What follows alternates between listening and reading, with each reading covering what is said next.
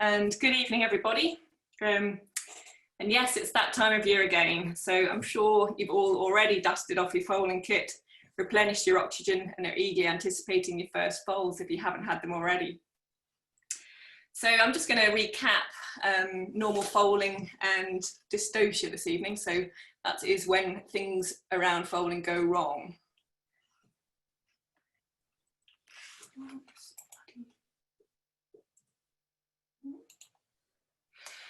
So we want to know when our mares are due. So we calculate a estimated foaling date at 340 days after they were last served. But that's obviously only an estimation. So most normal foals are born within 320 to 362 days. And you'll know that if you've had a mare that usually goes around 320 days, likelihood is she's going to do it again.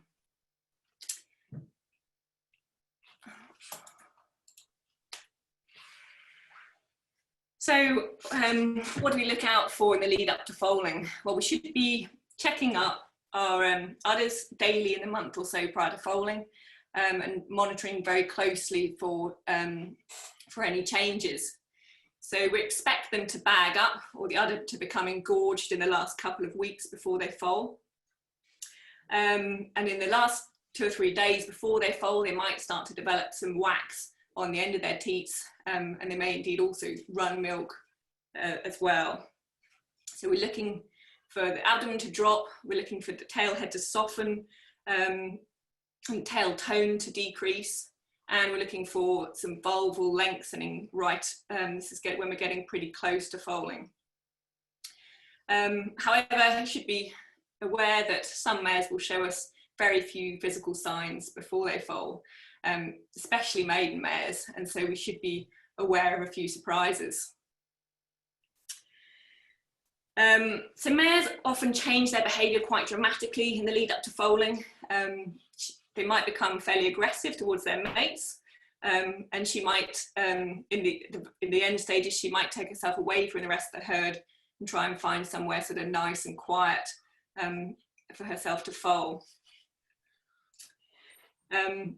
Obviously, most mares will foal at night when it's quiet, so it's often feels like they're trying to catch us out. So that's why close monitoring is very important. Most large thoroughbred stud farms will want to have them under constant supervision, so that involves putting on foal watch staff for the season. Alternatives to having constant supervision are using alarms, either on the halter, like this mare is displaying, so they go off when the mare lies down, and also we can get them to go in the vulva, which will go off actually when the foal starts to present. We like to combine the alarms with a camera system, which works very well, and if you've only got a handful of mares, then checking mammary secretions and milk electrolytes might be useful for you too.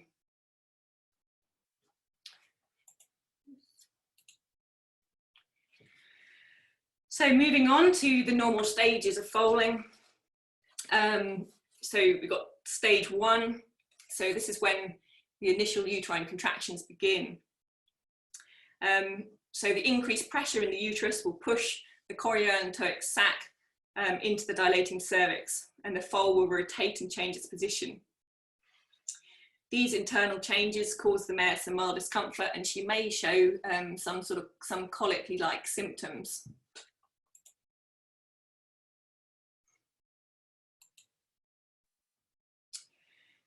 The fetus, this is a full-term fetus, so they are lying on their back with their head and their forelimbs flexed. And during the first stage of labour, they'll actually rotate through 180 degrees, and they'll extend their neck and their head and their front limbs right up into the birth canal, and that will actually break the chorioallantois and release allantoic fluid, and that's what's known as breaking the water, and that precludes the end of the first stage of labour.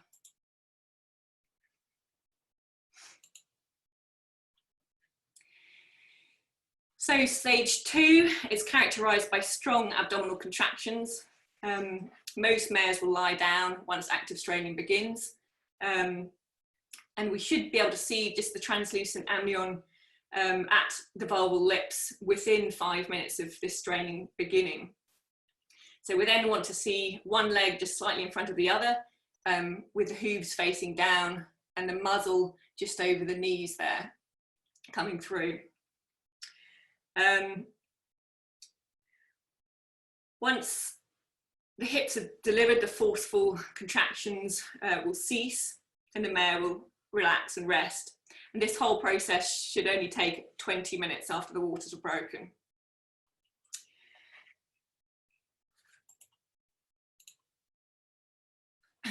So stage 3 is the expulsion of the placenta, and that should occur within 3 hours of foaling. If it doesn't, then veterinary attention should be sought. Once they're out, the membrane should be carefully examined to make sure that nothing's left inside the mare, which is going to cause the mare to get quite sick. And we should also be looking for other abnormalities, such as a placentitis or some staining of the amnion, which will indicate fetal stress and hypoxia on delivery. So if we've got any of these changes and any concerns about the placenta, then that's going to give us a bit of a heads up as to whether we're going to need veterinary attention for the foal as well.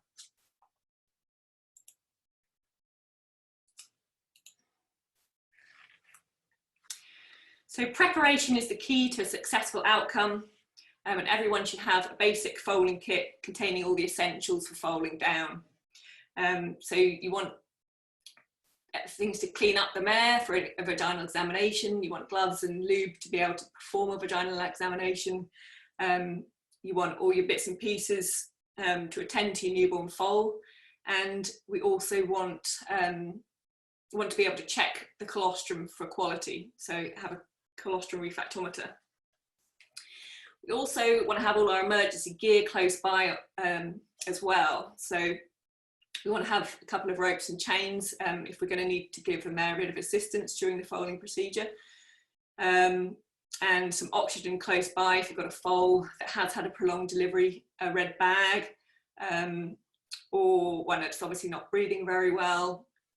And then we're going to also want our clean float or track ready to go in case we do want to take that mare to a referral facility.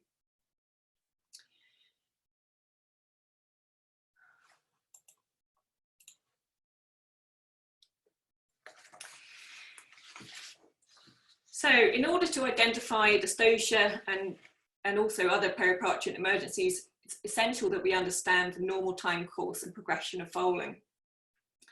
So the second stage of labour is the most critical and should be monitored closely. Some signs that should alert a foaling attendant to call the vet are 10 minutes of strenuous stage 2 labour that produces no signs of amniotic membrane or fetal parts. If your mare is excessively agitated and won't lie down and won't push. If you've got failure of the delivery to progress after presentation of the head and forelimbs. If you've got presentation of fetal parts that are not the 2 forelimbs and head, you know you're in trouble. And obviously if you've got a red bag, you don't want to wait for the vet in this instance because you know that the placenta is already separating from the uterus and that foal is already undergone severe hypoxic stress. So in that instance, you want to break that bag and get that foal out as quickly as possible and get it on some oxygen while the vet is on his way out. And obviously, if you've got concurrent prolapse of the rectum, bladder or intestine, then they're going to be needing some veterinary attention pretty quickly.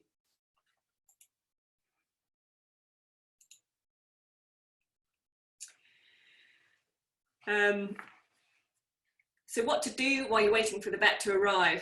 Well, if the dystocia cannot be corrected easily, then it's best to stop trying and instead to just keep the mare up and walking until the vet arrives. It's good to be able to prepare a bucket of warm water and get that mare prepped for a vaginal examination if that hasn't been done already. You want to get your oxygen and resus kit close by and get some further help if you've got those people available. If there is some help, then getting your float hooked up or having a tractor close by is useful. Otherwise, if you're on your own, then it's probably best to stay walking the mare.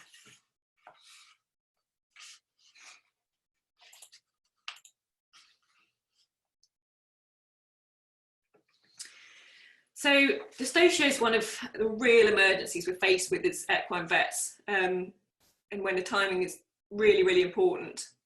So a few minutes can mean the difference between the life and death of the foal. So the more information we have, either over the phone or immediately on arrival, we're going to be able to prepare before we examine the mare. So we're going to want to know when was the mare's due date. So is this early? Are we likely to be actually attending an abortion here, and should we be wearing some PPE? What we're going to want to know what time the waters broke, how long she's been in second stage labour. Have there been any problems with the pregnancy? Has she been on placentitis treatment or anything like that? And is there been any problems in the previous foalings? Has she had a bad bleed before, or is she now displaying unusual behaviour that may be attributable to having a bleed or a rupture of something? Could you identify the posture, position or presentation of the fetus? Is it moving? Have you noticed that there's meconium staining of the amniotic fluids? Is the fetus already under a lot of stress? And also it's useful to know if that mare's already received any medication.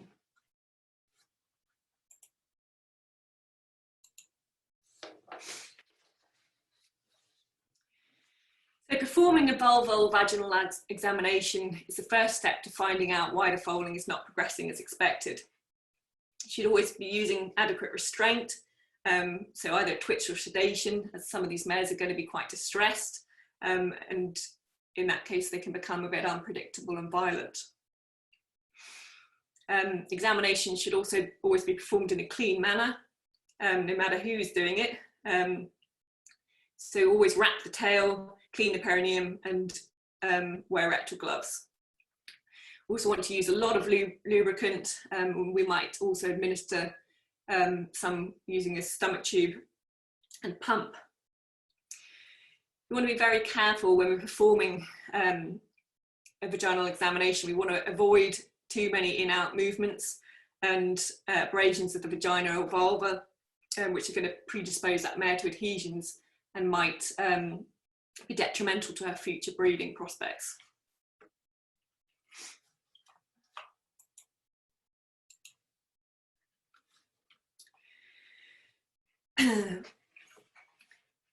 So once we've done our examination of the mare, we've got to try and work out what's going on.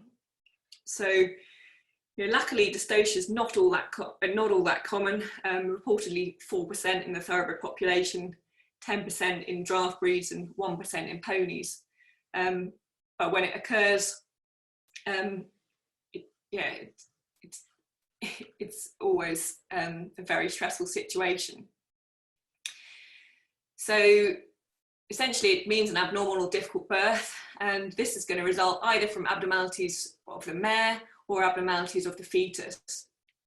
So when we're talking about mare abnormalities, generally talking about narrowing of the pelvis due to a previous fracture, or she might have some sort of soft tissue mass in there that means the fetus is unable to present.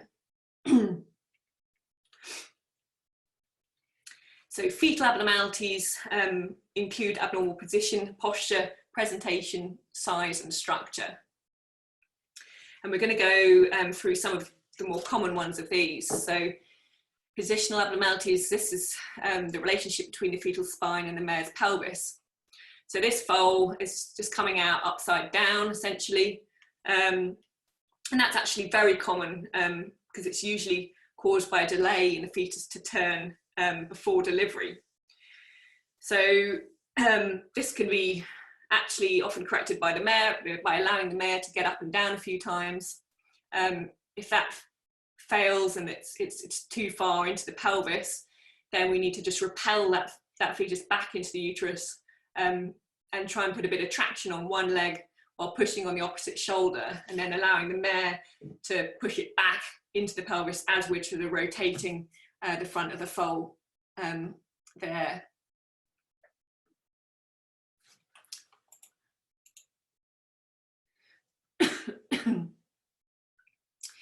So postural abnormalities, these are the most common reasons for dystocia due to the long extremities of the foal. So we're talking about posture, yeah, we're talking about the relationship between the fetal extremities and its own body. So first one we'll have a look at is the foot nape posture. So this is, again, relatively common. So we've got a foal coming out with one leg over the top of its head, and as the mare's uterus contracts, this foot can often get pushed up through the floor, through the vaginal wall into the rectum. So foaling attendants should be watching out. As soon as if you manage to see a foot coming out of the anus, then obviously that may need to be got up straight away. It's not something you want to wait for the vet to come and sort out. So you've got to push that foal back into the uterus and just try and replace that foot back through the hole it's made in the rectum, and place it below the foal's head before you allow her to get down and foal normally. So if it's corrected before delivery, then we'll end up with a hole between the rectum and the vagina, which is obviously a lot easier or much less of a job to fix than if the mare continues to foal with the foot coming out of the rectum, and the whole of the rectovaginal shelf is taken out and lacerated there. So she ends up with a common sort of cloaca, really, a common hole between the rectum and the vagina. So obviously these two pictures are further down the track, just when we're about to attempt repair.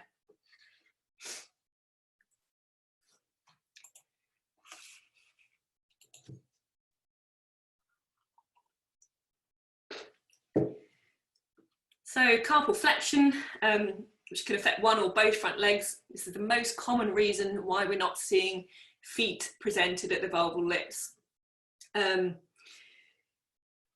So again, we've got to repel these back into the uterus and allow correction by cupping the fetal foot in the hand, or putting a rope around the fetlock or the pastern there, and just moving that medially while you're pushing this knee laterally, and that should just pop up into the pelvis. If we're having problems, then we might have a carpal contracture, and that's like a fixed, that's due to congenital abnormality of the tendon, and so that's fixed in position. And some of these obviously can be corrected, you can still foal vaginally, but if they're really severe, then a cesarean section is advised, or if they're dead, then you might attempt a phytotomy. Unilateral shoulder flexion, that can be more of an issue. If you can reach that leg, then you can pull that knee up and convert it into a carpal flexion and go from there. But often the head is just far too far in the way. So again, we might be looking at referral for that one. Incomplete elbow extension. This occurs if the fetal elbows sort of become impacted against the pelvis, and it may affect one or both. So if your foal's nose is sort of somewhere near the fetlocks rather than the knees, you can be suspicious that this is occurring if he's not sort of progressing through his delivery. So again, we want to repel the fetus backwards and apply upward and inward traction on that leg just to release the elbow into the pelvis.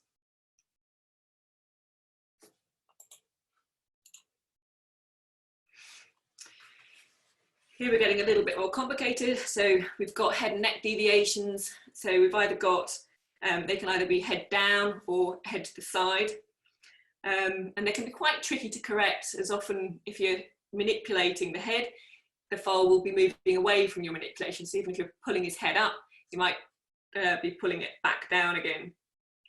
So if you can reach the head, then we're trying to get a rope snare or a twitch around his muzzle or something, just to keep the head up. And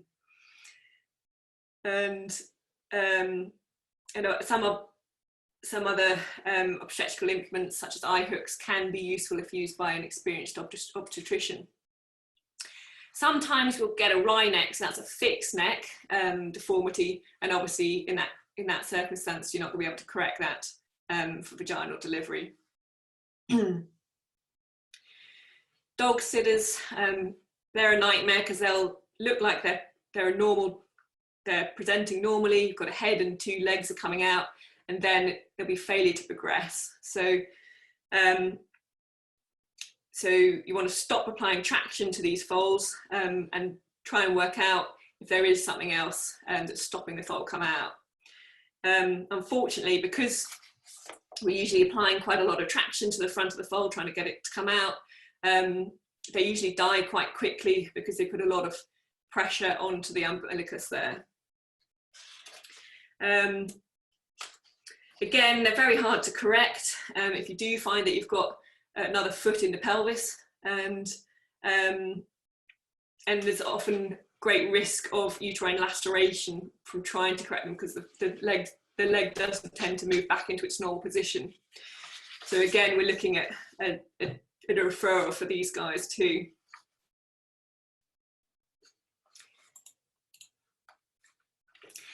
Thankfully, posterior presentation is quite rare, and even though vaginal delivery is quite easy, if they're presenting with their hind legs in the pelvis, they also usually die pretty quickly because the cord ruptures before you can get the foal out and it asphyxiates. So they're not good news, and obviously when they're combined with a malposture, they're a complete disaster. There's no chance of getting those out, that breech or hock flexion out vaginally.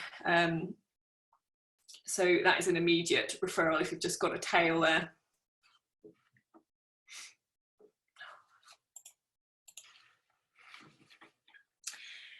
So other causes of fetal dystocia, fetal oversize. This is the most common reason for dystocia in humans and cows, but it's actually thankfully quite rare in horses, but can cause a hip lock.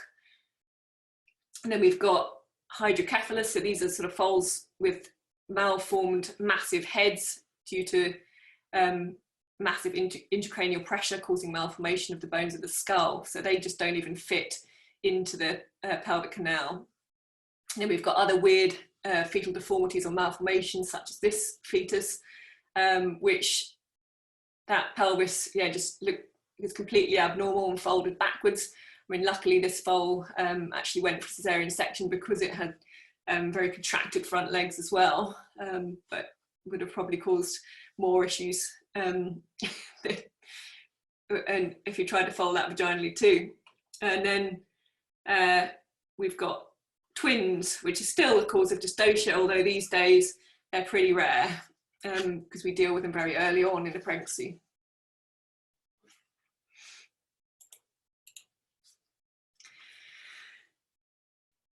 So how do we manage a dystocia? Well, obviously our goal is to deliver a live foal in a manner resulting in a live reproductively sound mare.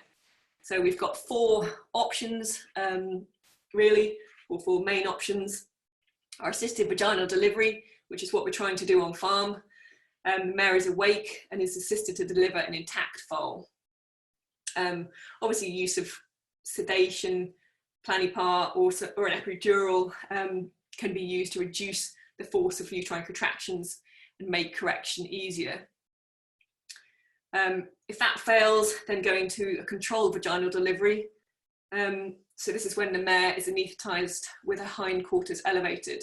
And this will create enough room, hopefully, to correct the dystocia. It'll also stop her from straining, and then we can deliver an intact foal vaginally.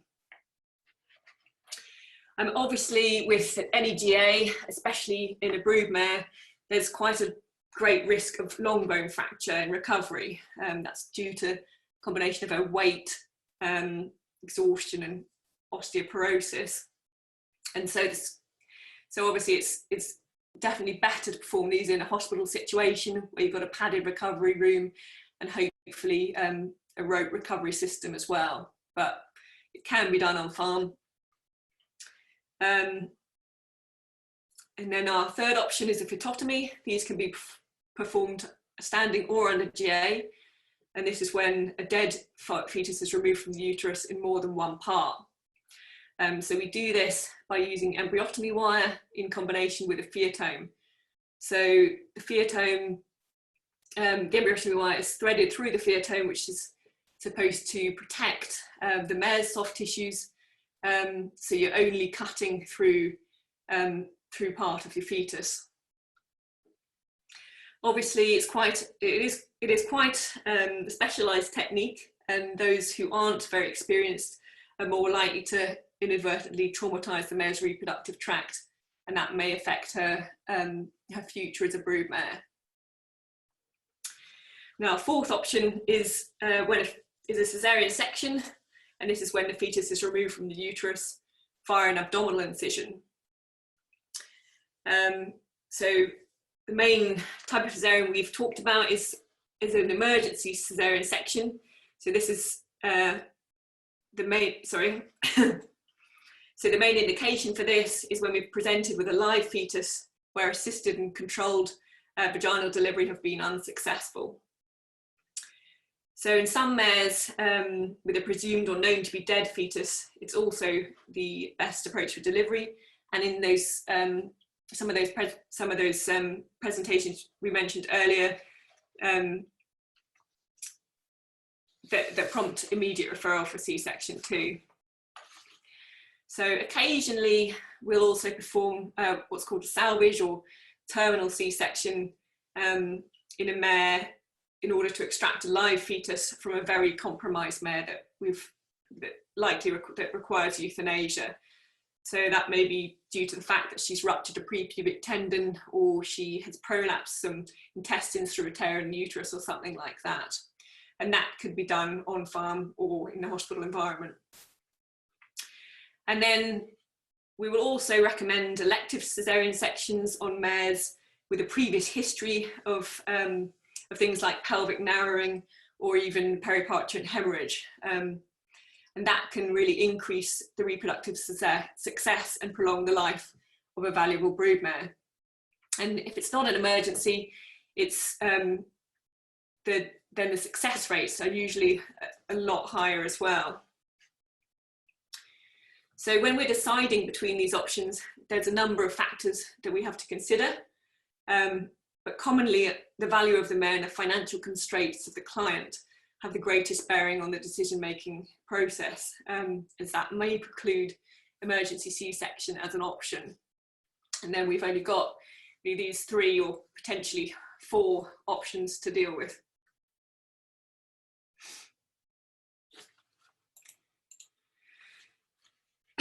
So what is involved in an emergency caesarean? Well, you've got to have a large team of people. It's usually out of hours. So we've got to have an anaesthetist, we've got to have our surgeons, we've got to have a team of surgery nurses, and we might even have a couple of reproductive veterinarians, our medicine vets, and foal resus team. And everyone's got to be working against time and make the process as smooth and as fast as possible to get the best results. So once the mare's arrived, she's usually anaesthetised pretty much straight away. And then reproductive vets may attempt a controlled vaginal delivery while she's starting to prep for surgery. Once that's been unsuccessful, she'll be moved onto the table and finish her surgical preparation. The surgeons will then perform a midline incision, and they will, if the foal is in anterior presentation, they'll try and locate the horn with the hind legs in it and make their incision in that. So then they exteriorise the hind legs of the fetus and try and extract the foal as quickly as possible. So foal is then removed into another room where it can be resuscitated. Obviously the uterus is then closed, and there's obviously quite a bit of bleeding usually, so it's a lot of time for vessels and hemostasis going on, and then they've got to lavage the abdomen thoroughly and close the abdominal incisions.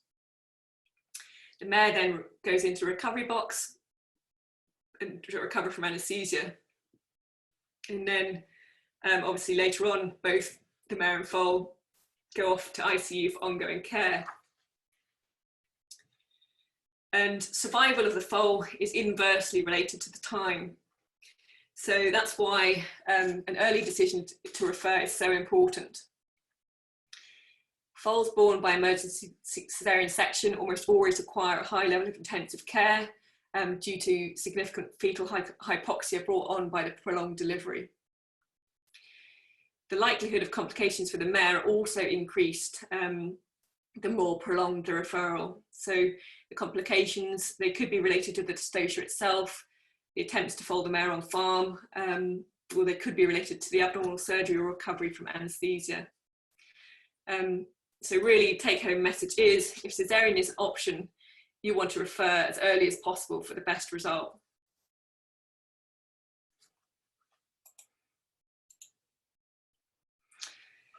Thank you all for listening. That's the end of my presentation. Just want to acknowledge a few papers, especially ones that I've sort of lifted a few of their lovely diagrams out of. So. Thank you very much, Katie. That was very informative.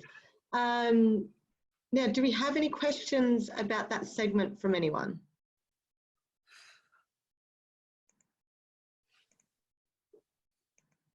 No questions so far. I can't see anything in that. Oh, hold on. We've got one here. Someone said that was great. Annalise McGaw said that was great. Thanks, Katie. I think everyone can see that there. Does anyone have any questions about Katie's topic there? We've obviously done such a good job, Katie. Everyone's all up to date and up to speed now. If you do have any questions, we can go back a little bit later on to go through the... There are some questions coming through, Charmaine. Oh, I'm not getting them. James, do you want to call them out? Oh, here we go. Oh, they're in the chat. Perfect. So, could the slides be made available after the session, please, Katie? Yeah, that's fine. Yeah. Perfect. Tani has asked, is the recovery rate for C-sections in mares similar to colic? Yeah, I mean, they probably would be relatively similar to colic. I mean, obviously, there's different things going on. So the mare is usually not that sick when she comes in for caesarean section. So, you know, she's usually going, I mean, hopefully if she's having a caesarean, she's going to survive. It should be fairly rare for her to die during the surgery or afterwards. But the survival rates for the foal are obviously going to be dependent on what went wrong. And obviously, if it is an emergency, they can be quite low. So the mare survival should probably be better than a colic surgery, because the colics are much more compromised patients. Perfect. We have a few others. So I guess this kind of ties in, but statistics of a foal surviving the caesarean, did you want to elaborate on that at all there? Well, it very much depends on whether the foal was viable in the first place. So if we have a foal with severe contracture and that's the reason it was a dystocia, then we might not be able to fix that anyway. So that foal, might have to be euthanized even after delivery. So once we've got the foal out, and if it is alive, we'll then be evaluating if that is compatible with life or not. And often, a lot of those foals might have severe abnormalities, which has caused them to have that dystocia. So. Thank you. We have, what's the rate to administer oxygen to a foal in distress post-delivery? 10, probably 10 mils per minute, I think it is, 10 litres per minute. Perfect. And we have a few more. more. One of the vets might correct me if I'm wrong. We have, what causes legs to become windswept, from Amy? That's just due to tendon laxity. So often they're foals that are a bit weaker anyway. So when they're born, their tendons are still quite lax and haven't fully firmed up yet, but they will improve as the foal starts moving around. We just don't want to turn them out too early, so they should be kept in the box for a little while. Perfect. Now we've got 3 more questions, and then a bit of information coming through from Angus here, which is great. So Kira said, do you generally see more issues with larger foals? Yeah, I mean, the more room there is to correct, the easier. So the larger foals are a problem, and they also sometimes either are less able themselves because they haven't got enough room to get in the right position for birth. So they're often the ones that won't have fully turned when they come out, or and